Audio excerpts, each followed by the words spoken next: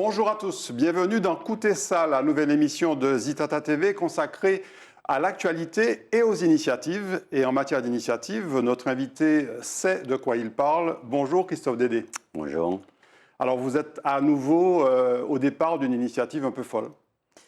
Oui, je dirais ambitieuse. Il s'agit pour nous d'amener notre yole dans le détroit de la Manche pour une navigation entre Calais et l'Angleterre, entre la France et l'Angleterre, entre Calais et la ville de Douvres. Et dans un contexte, dans un univers en fait, que vous connaissez mal, parce que la Manche, c'est une eau à 15 degrés, entre autres, Oui. et souvent une mer démontée de ce condensé. Alors, la mer des montées, ça fait partie des fantasmes marins, mais voilà, c'est un univers en tout cas marin qu'on ne connaît pas. C'est le détroit le plus fréquenté en termes de bateaux, avec toute une problématique de circulation. Mais voilà, nous ambitionnons d'amener notre yole là, d'avoir cette navigation qui sera une première, et puis de faire découvrir le territoire martiniquais au nord de la France. Et l'idée vous est venue au moment où la yole ronde de Martinique a été inscrite en fait au patrimoine immatériel de l'UNESCO. Voilà, en décembre 2019, donc on a ce fameux label qui, il faut pouvoir l'honorer. Avoir un label, c'est une chose, mais c'est qu'est-ce qu'on en fait. Donc voilà, cette idée a un peu germé, puis elle s'est matérialisée par de bons contacts avec le Yacht Club de Calais, la ville de Calais, pour avoir une ouverture sur le national et l'international. Et puis il nous fallait un marqueur que les Français connaissent. Quand on parle de la Manche, tout le monde sait où c'est, tout le monde sait. Et voilà, et quand on amène notre yole sur ce marqueur-là, on sait qu'on touche un plus large public et que notre yole et notre Martinique sera tout de suite connu et reconnu. Alors vous amenez la yole de l'association Bois Viré, Voilà. avec GFA Caraïbes, et le lecta de Coirivaille. Ça veut dire que vous aurez des jeunes yoleurs du lecta de Coirivaille que pour la plupart vous avez formés. Oui, alors le lecta de Croix-Rivaille a cette institution, la yole, c'est ancré au lecta de Croix-Rivaille. Depuis 2005, je crois, grâce à vous depuis aussi. 2005, voilà, j'ai créé la première section sportive, on a amené la yole en option bac, en cycle EPS, le lecta de Croix-Rivaille, etc., champion de Martinique de voile traditionnel, et puis à créer les grands défis scolaires. Donc on est le premier établissement à avoir fait le tour à l'envers. Au moment où on le fait en 2006, aucun MAPIPI, aucun autre yoleur n'avait fait ce tour dans ce sens. Ouais. Donc démontrer que c'était possible, faire un tour à deux voiles, en une étape, faire un tour non-stop à deux voiles, 22 heures de navigation, et puis des traversées entre Martinique-Sainte-Lucie, Martinique-Dominique, Martinique-Guadeloupe. Voilà, tout ce programme a permis au fur et à mesure d'asseoir, l'établissement scolaire dans cette dynamique et des valeurs que porte la yole. Et puis deuxièmement, ce partenariat fort avec l'association Bois Viré GFA permet la continuité d'avoir des jeunes yoleurs transmettent cette passion. Donc, ils intègrent l'équipage de Bois Viré GFA et on les retrouve sur les tours du mois d'août. Alors, il y a non seulement des élèves actuels de Coirivaille, mais aussi d'anciens élèves qui sont passés par la Yole Academy, notamment. Tout à fait. Alors, notre équipage qui va représenter, je veux dire, la Martinique et la Yole sur ce défi est composé d'un tiers de nouveaux élèves, un tiers d'élèves qui sont issus du programme Yole Academy de Coirivaille. Alors, rapidement, le programme Yole Academy, c'était quoi? Je n'ai rien inventé. On fait une sélection. Les meilleurs d'entre eux intègrent la gagnole de compétition qui fait le tour. Donc, on a monté ce programme sur 3 ans. Maintenant, on est à la 4e saison. Et donc, les meilleurs, tout meilleurs, c'est eux qui composent l'équipage de GFA. Donc, on a un tiers de nouveaux, un tiers des anciens, et puis un tiers, on va dire, des tauliers qui encadrent toute cette jeunesse. Alors, c'est un projet qui date de moins d'1 an. Vous l'avez lancé en septembre, en fait. En septembre, on était tous encore confinés, on se rappelle. Donc l'idée, voilà, elle a bien mûri.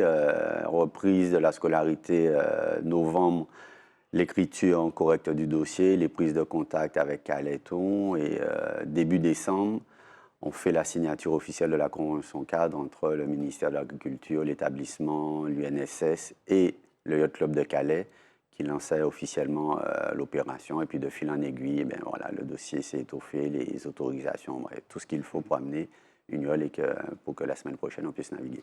Comment un projet comme celui-là a été accueilli aussi bien ici, avec vos partenaires, mais qui vous connaissent? C'est peut-être un petit peu moins difficile de les convaincre, mais surtout à Calais.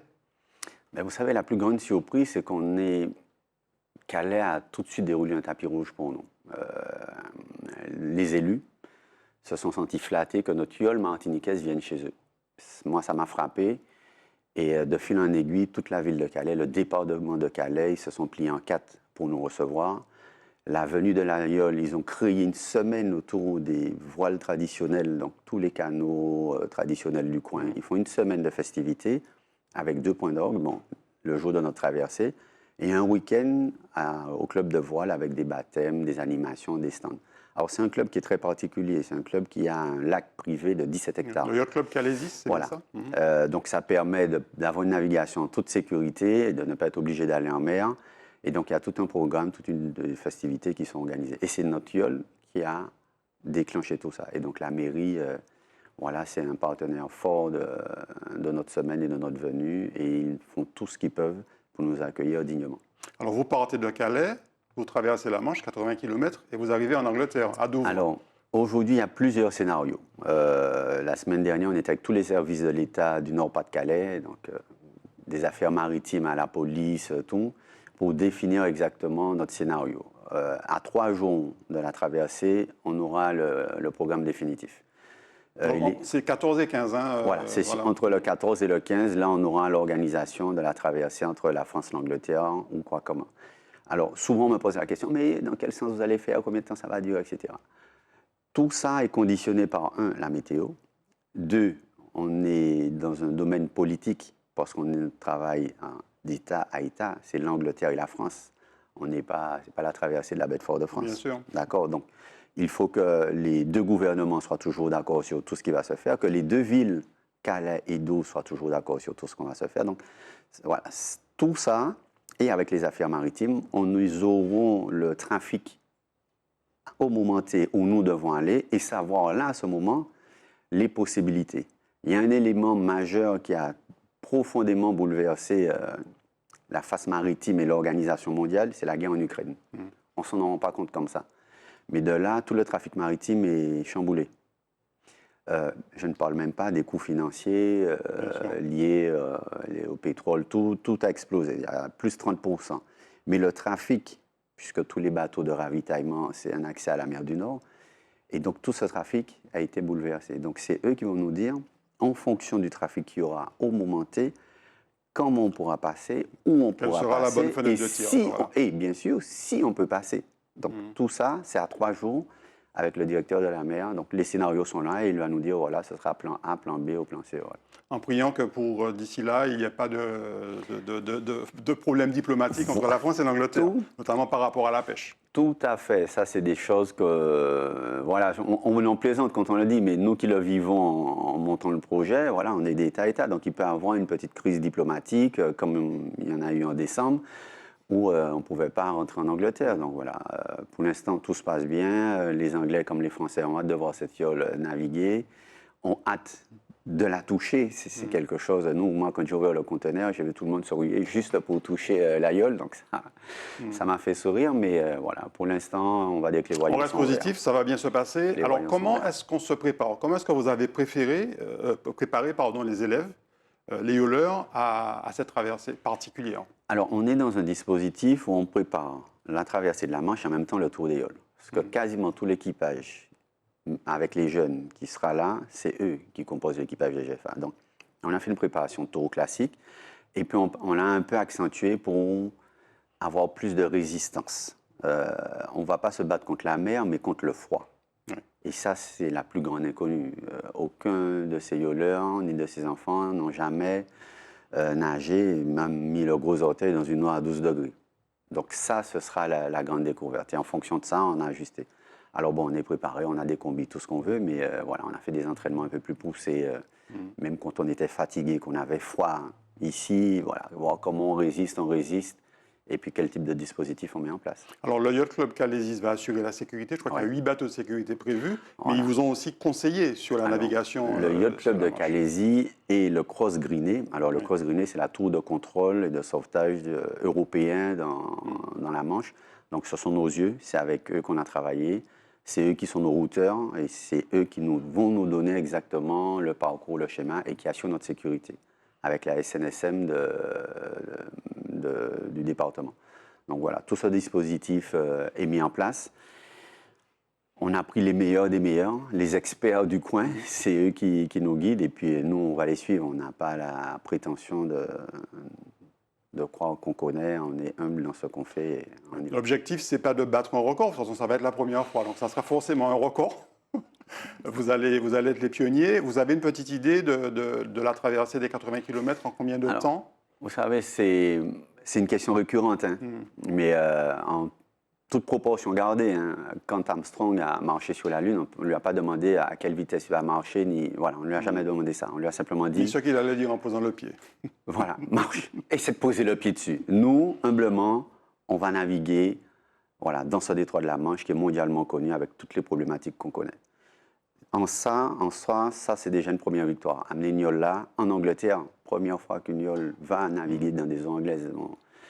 Et puis après, nous verrons, chemin faisant, sur les distances, comment tout ça va se gérer, comment nous-mêmes on va appréhender la météo et la difficulté de la navigation. Comment est-ce que vous sentez l'intérêt des jeunes pour ce challenge, les jeunes qui vous accompagnent? Pour certains, c'est peut-être la première fois même qu'ils prendront l'avion, qu'ils partiront en France. En tout cas, c'est la première fois qu'ils traverseront la Manche. Comment est-ce qu'ils se préparent à ça mentalement parlant? Entre excitation, peur, parce que bon, découvrir un nouveau monde, c'est ça. Ils font tous de l'aïeul et machin, mais alors, heureusement, il y en a beaucoup qui ont déjà pris l'avion maintenant. Mais personne ne connaît le département de Calais, encore moins la Manche. Donc tout ça, c'est une découverte, mais ils ont une impatience. Hier, on était encore en remise des pactages, tout. On sent l'impatience, ils ont hâte d'y être, voilà, et puis de sentir cette mer froide. Je crois que c'est le rêve absolu. Alors, on a parlé du Lecta de Coirivaille, qui est l'un des partenaires principaux, mais il y a aussi l'association Bois-Viré de Hubert Nourescal. Il y a GFA Caraïbes, qui est votre sponsor YOL. Eux aussi, ils sont dans le même état d'enthousiasme et d'excitation. En fait, c'est toute l'association Bois-Viré qui est excitée depuis que le projet est né.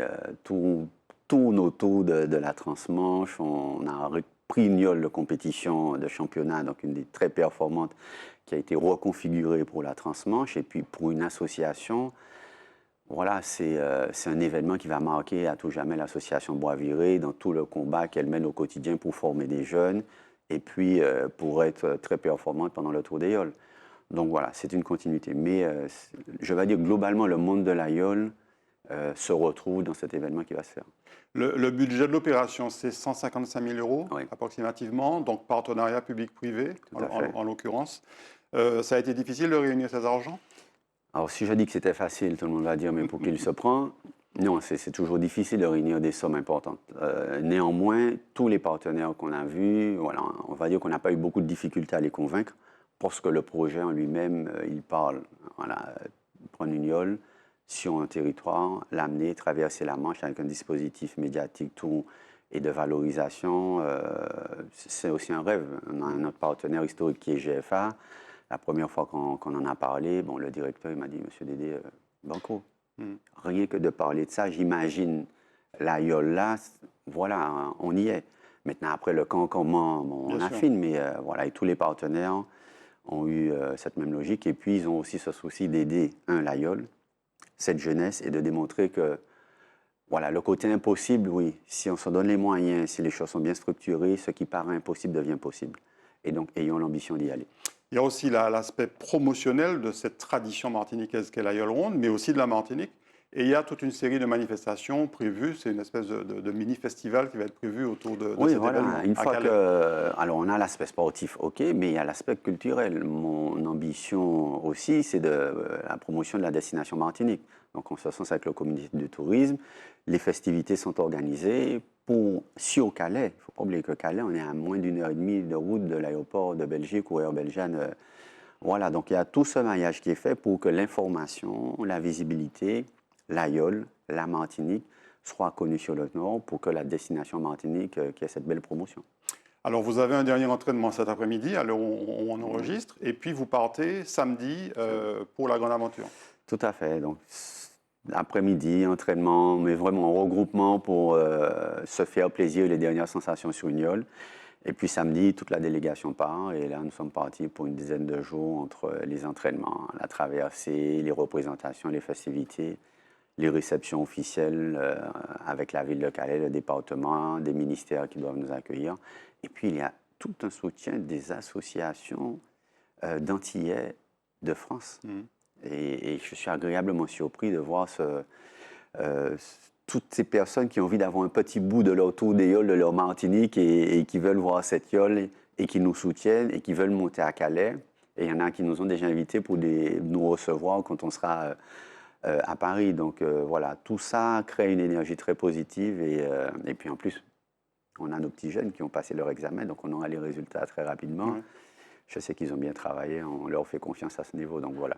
En Angleterre, à l'arrivée à Douvres, si tout se passe bien, il y a des choses de prévues également? Alors, on n'a pas trop prévu à Douvres. Parce que, on va dire, politiquement, à l'époque, c'était difficile de mettre les choses en place. On a une petite réception avec les autorités du Douvres. On a un don qu'on va remettre à la SNSM à Douvres. Parce que, bon, ce sont des sauveteurs et ça fait partie des choses. Avec les capitaines, tout ça, on va leur remettre les présents traditionnels de la Martinique. Mais on n'a pas prévu de grandes manifestations sur Douvres.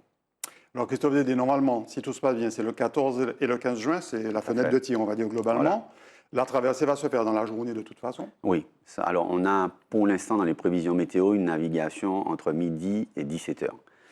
Rapidement, pourquoi? On navigue en fonction des coefficients de marée. En fonction du coefficient de marée, les courants, ils montent ou ils descendent. Voilà, c'est pas une ligne droite la Manche. Donc avec les autorités, ça a déjà été un peu calé. Donc on sait qu'on a notre fenêtre de navigation, midi, 17h, grand maxi 17h30. Alors heureusement pour nous, ça nous permettra d'être aussi, par rapport au décalage horaire, en direct avec la Martinique pour que la Martinique puisse voir la yole naviguer dans la Manche. J'ai cru comprendre que vous êtes assez impatient de dépoter le conteneur pour retrouver votre yole, qui est déjà à Calais. Oui, ça fait quelque temps qu'elle est à Calais. Moi, il y a 10 jours, j'étais à Calais pour les dernières réunions techniques. Donc, j'ai pu ouvrir le conteneur, voir si tout était en place, rien n'était cassé. Mais oui, non, là, il y a une certaine impatience. Et puis, bon, voilà, on sait qu'on pense sur quelque chose qui, à tout jamais, va nous manquer. Moi, ça fait 40 ans que je fais de l'aïeul, j'en ai déjà réalisé des défis, mais celui-là, il est dans une autre dimension. Il y a une dimension sportive, une dimension politique, une dimension culturelle, une dimension humaine. Parce que bon, Calais a ses problématiques, donc quand on rencontre les gens, voilà, on relativise et on se rend compte à quel point il y a des choses très belles à vivre. Merci beaucoup Christophe Dédé, bravo, Merci. même si ce n'est pas encore fait, mais bon, normalement, le 15, ça sera fait.